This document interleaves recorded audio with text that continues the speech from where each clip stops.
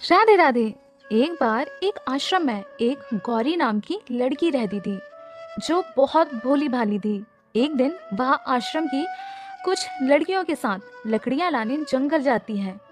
लकड़ियां इकट्ठा करते करते गौरी जंगल में काफी आगे चली जाती है। तभी उसे अपने सामने एक कुटिया दिखाई पड़ती है। कुटिया को देखकर गौरी कुटिया की तरफ बढ़ती है। कुटिया के पास जाकर वह देखती है कि कुटिया में एक साधु ध्यान की मुद्रा में बैठे हैं। साधु को देखकर गौरी सोचती है कि ये बाबा जंगल में इस छोटी सी कुटिया में अकेले क्यों रहते हैं, क्या इनको डर नहीं लगता। यही सोचकर गौरी साधु को पुकारते हुए कहती है, बाबा आप यहाँ अकेले क्यों रहते हैं।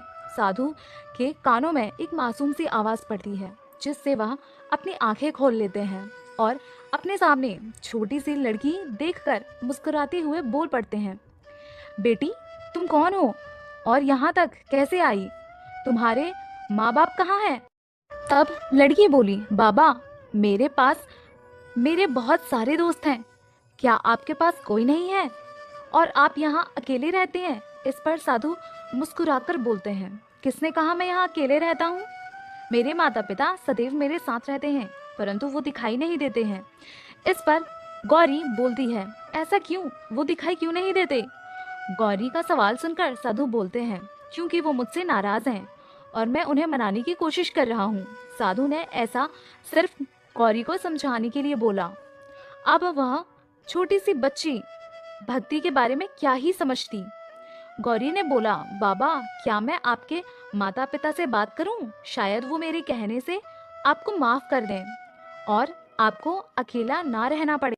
साधु बस मुस्कुरा देते हैं और कहते हैं, ठीक है, अगर तुम कोशिश करना चाहो तो कर सकती हो।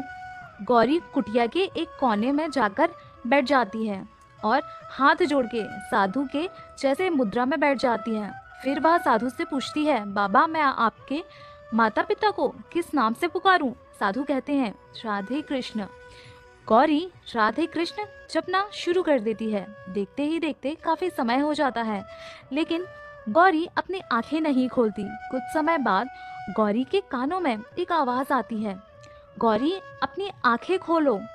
जब गौरी आंखें खोलती है तो सामने साक्षात राधा कृष्ण भगवान होते हैं।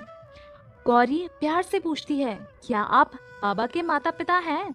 श्री कृष्ण मुस्कुराते हुए कहते हैं, हाँ, और हम सिर्फ बाबा के ही नहीं तुम्हारे भी माता पिता हैं। गौरी ये बात सुनकर बहुत खुश हो जाती है और दोनों से लिपट जाती है और बोलती है, आप कहाँ थे, मुझसे मिलने क्यों नहीं आते थे।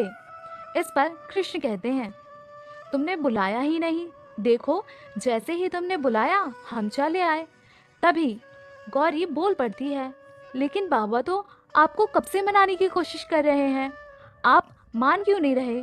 कृष्ण कहते हैं, क्योंकि बाबा जानते हैं हम उनके माता पिता हैं और वो सब जानने के बाद हमारी आराधना कर रहे हैं, लेकिन तुमने बस हमें पुकारा बिना कुछ जाने बिना कुछ पाने की चाह के, तो हम तुमको इंतजार कैसे कराते।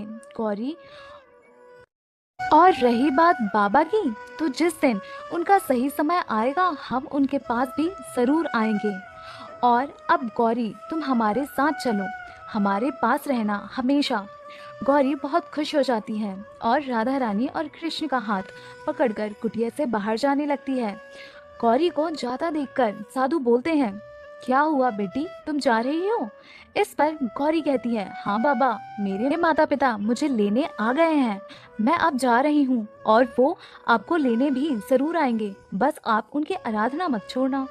साधु गौरी की बातें सुनकर संशय में पड़ जाते हैं और सोचते हैं, इस छोटी सी बच्ची को देखकर ऐसा क्यों लग रहा है जैसे स्वयं भगवान स्वयं इसको अपने साथ ले जा रहे हैं। क्या सच में इतने कम समय में इसने भगवान को प्रसन्न कर लिया।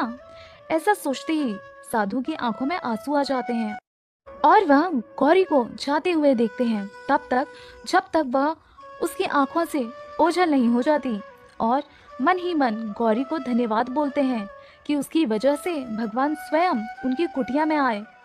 तो इससे पता चलता है भगवान सिर्फ और सिर्फ प्रेम के भूखे होते हैं। आप उनको प्रेम दो, वो स्वयं ही आपके पास आ जाते हैं। यदि यह छोटी सी स्टोरी आपको पसंद आई हो तो एक लाइक अवश्य करें और चैनल को सब्सक्राइब करें। राधे राधे।